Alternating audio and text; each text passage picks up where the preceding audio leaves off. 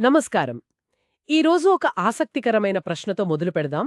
చూడండి, వైద్యులకు శరీరధర్మశాస్త్రంపై అంత అవగాహన ఉంటుంది, క్రమశిక్షణ కూడా ఉంటుంది కదా. అవును. మరి అయినా వారిలో కొందరు ఎందుకు అధిక బరువుతో ఉంటారు? తరచుగా వినే తక్కువ తినండి, ఎక్కువ కదలండి అనే సలహా హ్మ్. ఆ, ఎందుకు అంతగా పనిచేయడం లేదు? మంచి ప్రశ్న. ఈరోజు మనం ఈ ఊబకాయమనే సమస్యను కాస్త లోతుగా పరిశీలిద్దాం. హ్మ్. ముఖ్యంగా డాక్టర్ జాసన్ ఫంగ్ రాసిన ది ఒబేసిటీ కోడ్ పుస్తకంలోని కొన్ని ఆలోచనల ఆధారంగా కేవలం క్యాలరీల లెక్కలు దాటి అసలు కారణాలను అర్థం చేసుకోవడానికి ప్రయత్నిద్దాం. నిజమేనండి. ఊబకాయానికి కారణం ఎక్కువ క్యాలరీలు తీసుకోవడమని చెప్పడం, అది సమస్య పైపై కారణం చెప్పినట్టు. అంటే ప్రాక్సిమేట్ కాజ్ అనమాట. ఓ, ప్రాక్సిమేట్ కాజ్. అవును. కాని అసలు మూల కారణమేంటి? ఇప్పుడు ఉదాహరణకు మద్యపానం ఉందనుకోండి, ఎక్కువ తాగడం కారణం కాదు గదా. దాని వెనుక ఒత్తిడి, వ్యసనం ఇలాంటివుంటాయి. హ్మ్, లోతైన కారణాలు. అలాగే ఊబకాయం విషయంలో కూడా కేవలం క్యాలరీల తేడా చూడడం అది పూర్తి చిత్రం కాదు. ఈ క్యాలరీల సిద్ధాంతం ప్రకారం చూస్తే ఎలా ఉంటుందంటే, బరువు పెరగడం అనేది మన చేతుల్లోనే ఉంది. అంటే మనం అతిగా తినడం వల్లో లేక బద్ధకం వల్లో జరుగుతుందని. అవును. వ్యక్తిగత వైఫల్యంలాగా. కరెక్ట్. కానీ ఆలోచించండి, యవ్వనంలోకి వచ్చాక స్త్రీలు తక్కువ క్యాలరీలు తీసుకున్నా కూడా పురుషుల కంటే సగటున 50% ఎక్కువ కొవ్వెందుకుంటుంది? నిజమే. గర్భధారణ సమయంలో బరువెందుకు పెరుగుతుంది? ఇవేవీ మనం కావాలని చేసుకునేవి కావు కదా. ఇవి స్పష్టంగా హార్మోన్ల ప్రభావాలేమో. సరిగ్గా చెప్పారు. అసలు 1970ల వరకు కూడా ఊబకాయానికి కారణం శుద్ధి చేసిన పిండి పదార్థాలు అనే అభిప్రాయమే బలంగా ఉండేది. అంటే చక్కెర, మైదా లాంటివన్నమాట. ఆ, అలాగా. అవునండి. 1863లోనే విలియం బాంటింగ్ అనే ఆయన తక్కువ కార్బోహైడ్రేట్లు తిని బరువు తగ్గిన తన అనుభవాన్ని పుస్తకంగా రాశారు. చక్కెర, పిండి పదార్థాలు మానేసి. చాలా కాలం ఇదే వైద్య సలహాగా ఉండేది. లో మ్మ్. ఇన్ఫెక్షన్ల వల్ల మరణాలు తగ్గి ఆయుర్దాయం పెరిగింది. అవును, దాంతో గుండె జబ్బులు ఎక్కువ కనిపించాయి. దానికి కారణం ఆహారంలో కొవ్వు అని గట్టిగా నమ్మడం మొదలుపెట్టారు. అంటే కొవ్వు విలనైపోయిందా? అవును, అదే జరిగింది. కొవ్వును తగ్గించాలంటే క్యాలరీల కోసం ఏం తినాలి? పిండి పదార్థాలు పెంచాలి కదా. హ్మ్. దాంతో ఒక విచిత్రమైన మార్పొచ్చింది. ఒకప్పుడు బరువు పెంచేవి అనుకున్న పిండి పదార్థాలు ఇప్పుడు తక్కువ కొవ్వు ఉన్నవి కాబట్టి ఆరోగ్యకరమైనవి అనే వాడదనం ముందుకొచ్చింది. క్యాలరీలే ముఖ్యం అనే కొత్త సిద్ధాంతం తెరపైకొచ్చింది. చక్కెర గురించి చెప్పిన వాళ్ళు కూడా ఉన్నారు కదా, జాన్ యుట్కిన్ లాంటి వాళ్ళు. ఉన్నారు. చక్కెర అసలు సమస్య అని ఆయన గట్టిగా వాదించారు.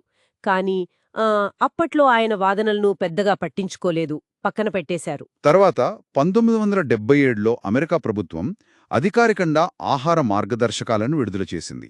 మెక్గవన్ కమిటీ అని. అవును, చాలా కీలకమైన మార్పది. వాళ్ళేం చెప్పారంటే, ఆహారంలో కొవ్వును 40% నుంచి 30% క్యాలరీలకు తగ్గించాలి, పిండి పదార్థాలను 55–60% క్యాలరీలకు పెంచాలి అని. అంటే బ్రెడ్, పాస్తా లాంటివి ఆరోగ్యకరమైన ఆహార పిరమిడ్లో కిందకొచ్చేశాయన్నమాట.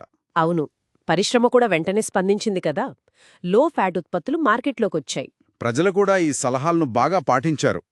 కొవ్వు వాడకం తగ్గించారు. కాని ఫలితమేంటి? శుద్ధి చేసిన పిండి పదార్థాలు, చక్కెర వాడకం విపరీతంగా పెరిగింది. మరి దానివల్ల 1977 తర్వాత ఊబకాయం రేట్లు ఊహించని విధంగా పెరిగాయి. ఆ పుస్తకంలోని గ్రాఫ్ 1.2 చూస్తే స్పష్టంగా తెలుస్తుంది. అంటే ఆహారంలో రకం మారింది, ఊబకాయం పెరిగింది. రెండూ ఒకేసారి జరిగాయి. ఆ మార్గదర్శకాల తర్వాత ఊబకాయం పెరగడం నిజంగా ఆశ్చర్యంగా ఉంది. కాని అందరూ ఒకేలా బరువు పెరగరు కదా. కుటుంబాలలో ఇది ఎక్కువగా కనిపిస్తుంది. అవును. మరి ఇది పరిసరాల ప్రభావమా లేక జన్యువులదా? అక్కడే అసలు విషయముంది. డెన్మార్క్లో దత్తత తీసుకున్న పిల్లలపై డాక్టర్ స్టంకర్డ్ చేసిన అధ్యయనాలు చాలా ఆసక్తికరమైన విషయాలు చెప్పాయి. ఏం తెలిసింది? ఆ పిల్లల బరువు, వాళ్లని పెంచిన తల్లిదండ్రుల బరువుతో పెద్దగా సంబంధం లేదు. కాని వాళ్ల అసలు తల్లిదండ్రుల బరువుతో బలంగా ముడిపడి ఉంది. అంటే పెంపకం కంటే జన్యువుల ప్రభావమే ఎక్కువంటారా? అవునండి, చాలా ఎక్కువని తేలింది. కవలల మీద చేసిన అధ్యయనాలు కూడా దీన్నే బలపర్చాయి. ఊబకాయంలో దాదాపు 70% తేడాకు జన్యువులే కారణమని నిర్ధారించాయి. 70%. అది చాలా ఎక్కువ ప్రభావం. కానీ ఇక్కడే ఒక ప్రశ్న వస్తుంది. జన్యువుల పాత్ర ఇంత ఉంటే ఈ మధ్య కాలంలోనే, అంటే గత కొన్ని దశాబ్దాల్లోనే ఊబకాయం ఎందుకు ఇంత మహమ్మారిలా పెరిగింది? మన జన్యువులు ఇంత త్వరగా మారవు కదా? కరెక్ట్. దీనికి ఒక వివరణగా థ్రిఫ్టీ జీన్ సిద్ధాంతం వచ్చింది. పొదుపు జన్యువు అంటారు కదా. విన్నాను. అంటే పూర్వకాలంలో ఆహార కొరత ఉన్నప్పుడు శక్తిని కొవ్వుగా సమర్థంగా నిల్వ చేసే జన్యువులు మునుగడకు జుప్పడ్డాయని, ఇప్పుడు ఆహారం సులభంగా దొరుకుతుండటంతో అవే జన్యువులు ఊబకాయానికి కారణమవుతున్నాయని ఈ సిద్ధాంతం చెప్తుంది. వినడానికి బాగానే ఉంది. కానీ ఇందులో కొన్ని సమస్యలున్నాయి.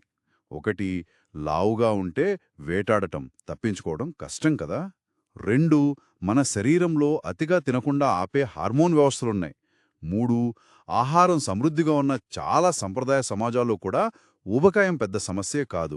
మరి అయితే అసలు కారణం ఏమై ఉండొచ్చు?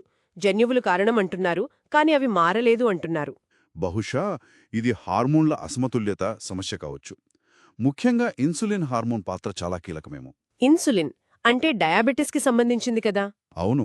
కానీ ఇన్సులిన్ పని శక్తిని వాడటమా లేక కొవ్వుగా నిల్వ చేయడమా అని శరీరానికి చెప్పడం కూడా. మనం తినే శుద్ధి చేసిన పిండి పదార్థాలు, చక్కెర, ఇవి ఇన్సులిన్ను ఎక్కువగా ప్రేరేపిస్తాయి. ఓ ఈ హార్మోన్ల స్థితిగతులు బహుశా తల్లి గర్భంలో ఉన్నప్పటి నుంచే ప్రభావితమవుతూ జన్యుపరంగా ఉన్న ప్రవృత్తినే బయటకు తీసుకొస్తున్నాయేమో. అంటే జన్యువులు తుపాకీ అయితే మన ఆధునిక ఆహారం ట్రిగ్గర్ లాంటిలన్నమాట. అర్థమైంది. అంటే ఊబకాయం అనేది కేవలం తక్కువ తిని ఎక్కువ కదలడం అనే సింపుల్ లెక్క కాదు. మనం చూసినట్టు గత కొన్ని దశాబ్దాలుగా మారిన ఆహార సలహాలు, ముఖ్యంగా కొవ్వును తగ్గించి శుద్ధి చేసిన పిండి పదార్థాలను పెంచడం, ఇది ఊబకాయం పెరుగుదలతో ముడిపడి ఉంది. ఖచ్చితంగా. జన్యువులు చాలా ముఖ్యమైన పాత్ర దాదాపు 70% పోషిస్తున్నప్పటికీ మన ఆధునిక ఆహారపు అలవాట్లు, జీవనశైలి ఆ జన్యు ప్రవృత్తిని మరింత తీవ్రతరం చేస్తున్నాయనిపిస్తోంది. అవునండి. ఊబకాయాన్ని ఒక సంకల్ప లోపంలాగా కాకుండా బహుశా ఒక హార్మోన్ల అసమతుల్యత సమస్యగా చూడాలేమో. మనం ఎన్ని క్యాలరీలు తింటున్నామనే దానికంటే కూడా మనం ఏలాంటి ఆహారం తింటున్నామో అది మన హార్మోన్లను, తద్వారా మన బరువును ఎలా ప్రభావితం చేస్తుందనే దానిపై దృష్టి పెట్టడం చాలా ముఖ్యమనిపిస్తుంది. చివరిగా వినేవారికి ఒక ఆలోచన. ఊబకాయం రావడానికి 70% కారణం వంశపారంపర్యత అయినప్పుడు మిగిలిన 30% కోసం మాత్రమే మనం కేవలం వ్యక్తిగత ఆహార నియంత్రణ, వ్యాయామంపైనే ఇంతగా దృష్టి పెట్టడం ఎంతవరకు కరెక్ట్? బహుశా క్యాలరీల లెక్కింపు కంటే మనం తినే ఆహారపు రకం, అది మన హార్మోన్లపై చూపే ప్రభావం గురించే ఎక్కువగా ఆలోచించాలేమో. ఏమంటారు?